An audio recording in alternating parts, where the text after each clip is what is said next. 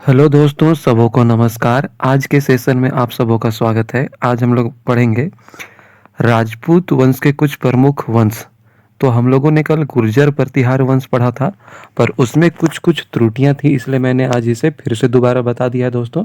तो चलिए लेट ना करते हुए शुरू करते हैं दोस्तों। आज का हम लोग का पहला टॉपिक है गुर्जर प्रतिहार वंश। तो गुर्जर प्रतिहार वंश के संस्थापक कौन है दोस्त? नागभट्ट प्रथम। याद रखिएगा। ये किस क्षेत्र में शासन करते थे? तो उज्जैन, कन्नौज और भीनमाल। ये जरूर याद रखिएगा दोस्त। संस्थापक कौन है? नागभट्ट प्रथम। किस क्षेत्र में शासन करते थे? उज्जैन, कन्नौज और भीनमाल। अगर बात किया जाए कि इनके सबसे शक्तिशाली शासक कौन हुए, तो मिहिर भोज। और इनके समय पे राजधानी कन्नौज था। ये वैष्णव धर्म के अनुयायी थे और इनका उपाधि जो ये लिए थे, ग्रहण किए थे, वो था आदि वराह। और इन्हीं के समय पे ग्वालियर लेख लिखा गया था, जिसमें प्रथम बार शून्य का साक्ष्य मिला। क्या मिला है दोस्तों? प्रथम बार शून्य का साक्ष्य। जरूर याद रखिएगा। अगर हम लोग आगे इसी वंश के राजा के बारे में बात करें, तो राजा महेंद्रपाल के बारे में जरूर याद रखिएगा। इनके नाम के पीछे पाल जुड़ा हुआ है, पर ये पाल वंश से नहीं है दोस्तों, जरूर याद रखिएगा। ज़्यादातर जो पाल शब्द है, ये पाल वंश के राजाओं के पीछे जुड़ा हुआ रहता है, पर राजा महेंद्रपाल प्रथम ये गुर्जर प्रतिहार वंश के शासक हैं। तो कंफ्यूज नहीं होना है दोस्तों कि ये पाल वंश के हैं कि गुर्जर प्रतिहार के हैं। ये गुर्जर प्रतिहार वंश के शासक हैं। इनके समय एक महत्वपूर्ण विद्वान हुआ, जिसका नाम था राजशेखर। क्या नाम था दोस्तों? राजशेखर। इनका नाम बहुत ज़्यादा याद रखना है, क्योंकि ये बहुत ही ज़्यादा विद्वान थे। ये बहुत सारी पुस्तकों का रचना किए हैं, जैसे काव्य मीमांसा हो गया, भुवन कोश हो गया, कर्पूर मंजरी हो गया, प्रचंड पांडव हो गया। प्रचंड पांडव प्रचंड पांडव को ही बाल भारत के नाम से जाना जाता है दोस्तों। बाल रामायण पुस्तक का भी रचना की है। हरविलास विदसाल का भी हर विलास का भी रचना की है, और विदसाल भंजिका का भी रचना की है। इतने सारे पुस्तकों का रचना कौन की है? तो राजशेखर। कौन की है दोस्त? राजशेखर। ये किसके समय के समकालीन, या तो किस राजा के समकालीन थे? तो गुर्जर प्रतिहार राजा महेंद्रपाल के समकालीन थे। याद रखिएगा दोस्तों। और इस वंश का अंतिम शासक यशपाल था। कौन था दोस्तों इस वंश का अंतिम शासक? यशपाल। जरूर याद रखिएगा दोस्तों। अगर हम लोग अगला जो राजवंश है वो देखें, तो वो है गढ़वाल वंश। गढ़वाल वंश को ही राठौर वंश भी कहा जाता है। इसके संस्थापक है चंद्रदेव। इन लोगों का राजधानी था वाराणसी। क्या था दोस्तों? वाराणसी। जरूर याद रखिएगा। और इस वंश के सबसे शक्तिशाली शासक कौन है? तो गोविंद चंद्र। कौन है दोस्तों? गोविंद चंद्र। इनका मंत्री का नाम है लक्ष्मीधर। इनका मंत्री का नाम है लक्ष्मीधर, जो शास्त्रों के प्रकांड विद्वान थे, और यही कृत्य कल्पतरु पुस्तक का रचना किए थे। कृत्य कल्पतरु नामक ग्रंथ का क्या किए थे दोस्तों? रचना। याद जरूर रखिएगा। और इन्हीं की रानी कुमार देवी सारनाथ में धर्मचक्र जिन विहार का भी निर्माण करवाई थी। तो दो तीन चीज जरूर याद रखिएगा। संस्थापक कौन है? चंद्रदेव। राजधानी क्या था? वाराणसी। सर्वाधिक शक्तिशाली राजा कौन है? गोविंद चंद्र। मंत्री का नाम क्या है? लक्ष्मीधर, जो शास्त्रों के प्रकांड पंडित थे। और ये कौन सा पुस्तक का रचना किए? तो कृत्य कल्पतरु नामक ग्रंथ का रचना किए। इन्हीं की पत्नी रानी कुमार देवी सारनाथ में क्या करवाई? तो धर्मचक्र जिन विहार का निर्माण करवाई। कौन? तो रानी कुमार देवी। जरूर याद रखना है दोस्तों। और इस वंश का अंतिम शासक था जयचंद। ये वही जयचंद है जो पृथ्वीराज तृतीय का मित्र था, पर बाद में थोड़ा दुश्मनी हो जाता है। दुश्मनी क्यों हुआ दोस्तों? क्योंकि जो पृथ्वीराज तृतीय है, ये जयचंद की पुत्री संयोगिता का जब संवर हो रहा था, तो संयोगिता का ये अपहरण कर लेते हैं। कौन? पृथ्वीराज तृतीय। तब से जयचंद और पृथ्वीराज तृतीय के बीच में दुश्मनी का भाव बढ़ गया था। तो यही कारण हुआ कि जब गौरी के साथ में दूसरा तराइन का युद्ध हुआ, तो उस समय जयचंद पृथ्वीराज तृतीय का साथ नहीं देता है दोस्तों, ध्यान में रखिएगा। और जो जयचंद है, ये इस वंश का अंतिम शासक है। जयचंद को गौरी 1194 में चंदावर के युद्ध में मार दिया था दोस्तों। जरूर याद रखिएगा। तो यहाँ पे गढ़वाल वंश भी खत्म हुआ। इन सब वंशों के बारे में मैं ज़्यादा जानकारी नहीं दिया हूँ, क्योंकि ये उतने महत्वपूर्ण राजवंश नहीं है एग्जाम के पर्पज से। तो चलिए दोस्त, अगले राजवंश की ओर आगे बढ़ते हैं। अगला जो राजवंश है वो चहमान या चौहान वंश है। अगला राजवंश कौन है दोस्तों? चहमान या चौहान राजवंश। इसके संस्थापक कौन है? वसुदेव। इनका प्रारंभिक राजधानी था अहिछत्र, लेकिन जो राजा अजय राज द्वितीय था, वो अपना राजधानी अहिच्छत्र से बदल बदल के क्या कर दिया, अजमेर। जरूर याद रखिएगा दोस्तों। इस वंश का सबसे शक्तिशाली राजा अर्णोराज, ये अर्णोराज भी एक राजा है, इसका पुत्र विग्रहराज हुआ। सबसे शक्तिशाली राजा कौन हुआ, विग्रहराज। विग्रहराज किसका पुत्र था, अर्णोराज का। जरूर याद रखिएगा दोस्त। तो विग्रह राज चतुर्थ को ही विसल देव भी कहते हैं, जो 1153 से लेके 1163 ईस्वी तक शासन किया। विग्रह राज चतुर्थ ही सरस्वती कांठ भारन विश्व महाविद्यालय बनवाया था। विग्रह राज चतुर्थ क्या बनवाया था, सरस्वती कांठ भारन महाविद्यालय बनवाया था, जिसको एवं 2.5 दिन का झोपड़ा मस्जिद में बदल देता है। किस चीज में बदल दिया दोस्तों, 2.5 दिन का झोपड़ा मस्जिद। जरूर याद रखिएगा। और इसी के समय एक राजकवि हुए सोमदेव, वो ललित विग्रह राज नामक पुस्तक रचना किए। इस ललित विग्रह राज से विग्रह राज चतुर्थ के बारे में जानकारी मिलता है। इसमें मुख्य रूप से विग्रह राज और राजकुमारी देसल देवी, विग्रह राज और राजकुमारी देसल देवी की प्रेम कहानी के बारे में जानकारी मिलता है। और साथ में इसे ये भी जानकारी मिलता है कि तुर्क राजा के खिलाफ विग्रह राज चतुर्थ का जो युद्ध तैयारी था, जिस तरीके का युद्ध तैयारी वे किए थे, उसके बारे में भी वर्णन ललित विग्रह राज नामक पुस्तक से मिलता है। कौन लिखे हैं, तो राजकवि सोमदेव। जरूर याद रखिएगा दोस्तों। अगर इस वंश का अंतिम शासक का बात किया जाए तो पृथ्वीराज तृतीय थे। कौन थे, पृथ्वीराज तृतीय। और इनका उपाधि क्या मिला हुआ था, तो रायपिथोरा। तो पृथ्वीराज तृतीय रायपिथोरा चहमान वंश या चौहान वंश के अंतिम शासक हुए। ये बहुत ही प्रतापी राजा थे। इनको हिंदू गौरव का अंतिम सूर्य कहा गया है। हिंदू गौरव का क्या कहा गया है दोस्तों, अंतिम सूर्य। जरूर याद रखिएगा। जो पृथ्वीराज रासो का जीवनी है, उसके बारे में जो राजकवि चंद्रवरदाई थे, वो पृथ्वीराज रासो पुस्तक में लिखे हैं। पृथ्वीराज तृतीय के बारे में किस पुस्तक में लिखा गया है, पृथ्वीराज रासो। कौन लिखा है, तो राजकवि चंद्रवरदाई। जरूर याद रखिएगा दोस्तों। और इनको क्या कहा क्या कहा गया है, तो हिंदू गौरव का अंतिम सूर्य, ये भी याद रखिएगा। और ये एक उपाधि लिए थे, दल पुंगल। क्या उपाधि लिए थे दोस्तों, दल पुंगल। दल पुंगल का मतलब क्या होता है, विश्व विजेता। दल पुंगल का मतलब क्या होता है, विश्व विजेता। ये किसका उपाधि है, तो पृथ्वीराज तृतीय रायपिथोरा का। जो पृथ्वीराज तृतीय थे, इनकी संरक्षिका हुई।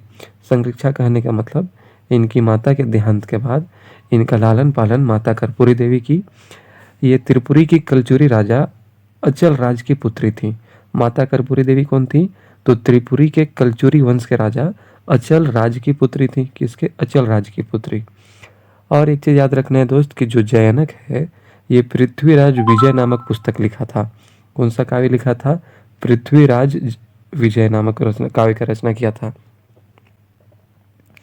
और इन्हीं के एक तरीका से नाना के घर के अनंगपाल, मतलब ये इनके नाना के वंश में से हैं अनंगपाल तोमर। इन अनंगपाल तोमर जो है, दिल्ली का अंतिम तोमर वंश के राजा हुए। और ये अनंगपाल तोमर क्या किए थे, जो दिल्ली का शासन था उसको पृथ्वीराज चौहान को सौंपे थे। किसको सौंप दिए दोस्तों, पृथ्वीराज चौहान को। जरूर याद रखिएगा कि दिल्ली का अंतिम शासक कौन है, तो अनंगपाल तोमर।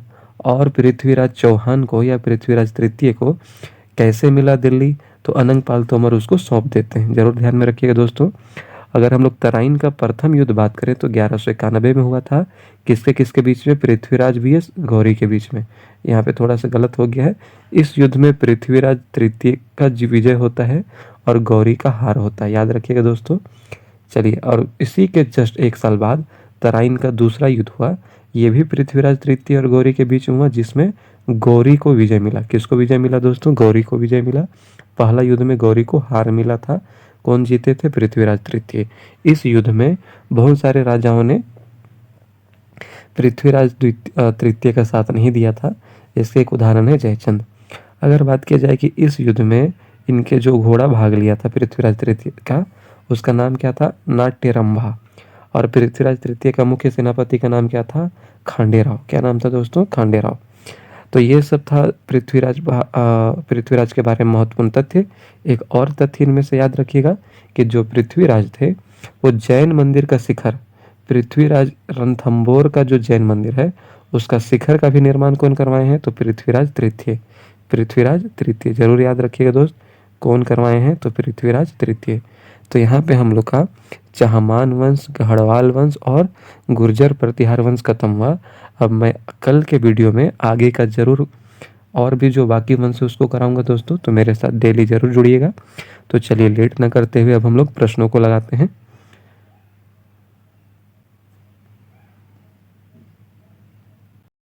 हेलो दोस्तों, तो चलिए हम लोग प्रश्न लगाना शुरू करते हैं। आज का पहला प्रश्न है, गुर्जर प्रतिहार वंश का संस्थापक कौन था? तो याद रखिएगा दोस्तों, नागभट्ट प्रथम। कौन था दोस्तों? नागभट्ट प्रथम, जरूर याद रखिएगा। चलिए अगले प्रश्न की ओर आगे बढ़ते हैं दोस्तों। अगला प्रश्न है, गुर्जर प्रतिहार वंश के किस शासक ने आदि वाराह की उपाधि ली थी? क्या है प्रश्न दोस्तों? ये गुर्जर प्रतिहार के किस शासक ने आदि वाराह की उपाधि ली थी? तो मिहिर भोज। कौन सा है दोस्तों इसका आंसर? मिहिर भोज, जरूर याद रखिएगा दोस्तों। चलिए अगले प्रश्न की ओर आगे बढ़ते हैं। प्रसिद्ध विद्वान राजशेखर किस राजा के शासनकाल में हुआ था, या तो किस राजा के राज दरबार में रहा करता था? तो याद रखिएगा, राजा महेंद्रपाल प्रथम के राज दरबार में राजशेखर रहा करता था दोस्तों। चलिए अगले प्रश्न की ओर आगे बढ़ते हैं। निम्नलिखित में से कौन सी रचना राजशेखर के द्वारा नहीं की गई है? तो ध्यान में रखिएगा दोस्त, कौन सा रचना नहीं है? तो कर्पूर मंजरी है, बाल रामायण है, काव्य मीमांसा है। ये तीनों का रचना राजशेखर की है, तो किसका रचना नहीं किया हुआ है? कृत्य कल्पतरु का। किसका दोस्त? कृत्य कल्पतरु का। अगले प्रश्न की ओर आगे बढ़ते हैं। गुर्जर प्रतिहार वंश का अंतिम शासक कौन है? क्या है प्रश्न दोस्त? गुर्जर प्रतिहार का अंतिम शासक कौन है? तो याद रखिए कौन है अंतिम शासक? यशपाल। कौन है दोस्तों? यशपाल। चलिए अगले प्रश्नों की ओर आगे बढ़ते हैं। अगला प्रश्न है, गढ़वाल या राठौर वंश का संस्थापक कौन है? गढ़वाल या राठौर वंश का संस्थापक कौन है? तो चंद्रदेव। कौन है दोस्तों? चंद्रदेव, याद रखिएगा। अगले प्रश्न की ओर आगे बढ़ते हैं। गढ़वाल वंश की राजधानी कहाँ थी? गढ़वाल वंश की राजधानी कहाँ थी? तो याद रखिएगा, वाराणसी। कहाँ था दोस्तों? वाराणसी में। अगला प्रश्न है, गढ़वाल राजा गोविंद चंद्र के उस मंत्री का नाम क्या था जो शास्त्रों का प्रकांड पंडित था? तो याद रखिएगा दोस्त, क्या नाम था इसका? लक्ष्मीधर। क्या नाम था दोस्तों? लक्ष्मीधर। यही वो व्यक्ति है जो कल्पतरु पुस्तक, कृत्य कल्पतरु, किस पुस्तक का नाम कौन सा पुस्तक लिखा था? कृत्य कल्पतरु। याद रखिएगा दोस्तों, कौन सा पुस्तक लिखा था? कृत्य कल्पतरु। अगले प्रश्न की ओर आगे बढ़ते हैं। रानी कुमार देवी ने धर्मचक्र जिन विहार, क्या बोला गया है? धर्मचक्र जिन विहार के निर्माण कहाँ करवाया था? तो याद रखिएगा, सारनाथ में। कहाँ करवाया था दोस्तों? सारनाथ में। अगला प्रश्न की ओर आगे बढ़ते हैं। चंदावर का युद्ध 1194 में किसके बीच में हुआ था? और किसके बीच में हुआ था जिसने जयचंद को मारा गया? जिसने जयचंद को मारा, तो याद रखिएगा गौरी। किसके बीच में हुआ था दोस्तों? गौरी के बीच में। अगले प्रश्न की ओर देख पढ़ते हैं। और गौरी ही वो था जो जयचंद को क्या किया था दोस्तों? मारा था। तो याद रखिए, गौरी और जयचंद के बीच में हुआ था। अगला प्रश्न है, चहमान वंश का संस्थापक कौन है? तो चहमान वंश का संस्थापक है, याद रखिएगा, वसुदेव। कौन है दोस्तों? वसुदेव। चलिए अगले प्रश्न की ओर आगे बढ़ते हैं। अगला प्रश्न है, चौहान का प्रारंभिक राजधानी क्या था? तो चौहान का प्रारंभिक राजधानी था दोस्तों अहिच्छत्र। क्या था? अहिच्छत्र। अगले प्रश्न की ओर आगे बढ़ते हैं दोस्तों। अगला प्रश्न है, किस चौहान शासक ने अजमेर शहर बसाया था? किस चौहान शासक ने अजमेर शहर बसाया था? तो अजयराज द्वितीय। कौन था दोस्तों? अजयराज द्वितीय। अगला प्रश्न है, विग्रहराज चतुर्थ विशलदेव का, देखिए विग्रहराज चतुर्थ को ही क्या कहा जाता है? विशलदेव का शासनकाल कब से कब तक था? तो इसका शासनकाल था 1153 से लेकर 1163 ईस्वी तक दोस्तों।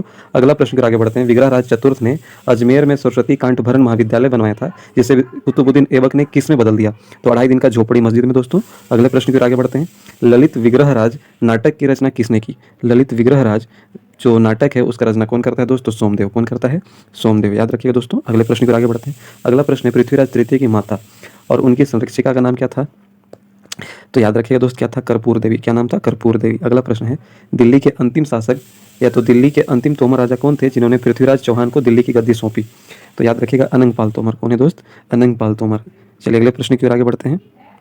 अगला प्रश्न है, तराइन का प्रथम युद्ध 1191 में, तराइन का प्रथम युद्ध 1191 में किसकी विजय हुई? तो किसका विजय हुआ था दोस्तों?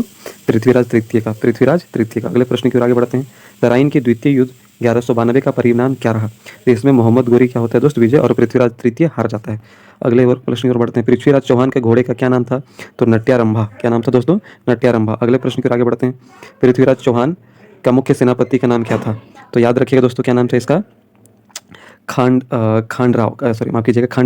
क्या नाम था दोस्तों इसका? खांडेराव। अगले प्रश्न की आगे बढ़ते हैं। रणथंबोर के जैन मंदिर का शिखर किसने बनवाया था? तो पृथ्वीराज तृतीय। कौन बनवाया था दोस्तों? पृथ्वीराज तृतीय। अगला प्रश्न है, किस ग्रंथ में पृथ्वीराज चौहान को दल पुंगल या विश्व विजेता का उपाधि दिया गया है? तो याद रखिएगा, कृत्य कल्पतरु किसमें दिया गया दोस्त? माफ कीजिएगा, पृथ्वीराज रासो। कौन सा पुस्तक में दोस्तों? पृथ्वीराज रासो। ध्यान में रखिएगा। और पृथ्वीराज रासो कौन लिखा है? चंद्रप्रदाय। कौन लिखा है दोस्तों? चंद्रप्रदाय। अगले और प्रश्न की ओर आगे बढ़ते हैं। और ये हम लोग आज का अंतिम प्रश्न है दोस्तों। आज का हम लोग जितना तथ्य पढ़े थे उससे संबंधित प्रमुख 25 प्रश्न ये थे। तो अगर आप लोगों को जो तथ्य है वो अच्छा लगा हो और उससे संबंधित प्रश्नों का कलेक्शन अच्छा लगा हो तो कमेंट में भर भर के प्यार दिखाइएगा दोस्तों। तो अंतिम क्वेश्चन है, गुर्जर प्रतिहार में शून्य का प्रमाण किस अभिलेख से मिला है? तो याद रखिए ग्वालियर अभिलेख। कौन सा अभिलेख से मिला है दोस्तों? ग्वालियर अभिलेख। कौन लिखवाया था? मिहिर भोज। कौन लिखवाया था दोस्तों इसको? मिहिर भोज। ये भी याद रखना है। तो चलिए आज का हम लोग का टोटल 25 प्रश्न समाप्त हुआ। तो चलिए दोस्तों, अब मेरे से कल जुड़िएगा। कल हम लोग इसके आगे जो और भी जो प्रमुख राजपूत वंश हैं उसको पढ़ेंगे, और राजपूत वंश के बाद हम लोग का पूरा एंशिएंट हिस्ट्री समाप्त हो जाएगा दोस्तों। तो यहाँ तक जुड़े रहने के लिए आप सबको एक बार फिर से धन्यवाद।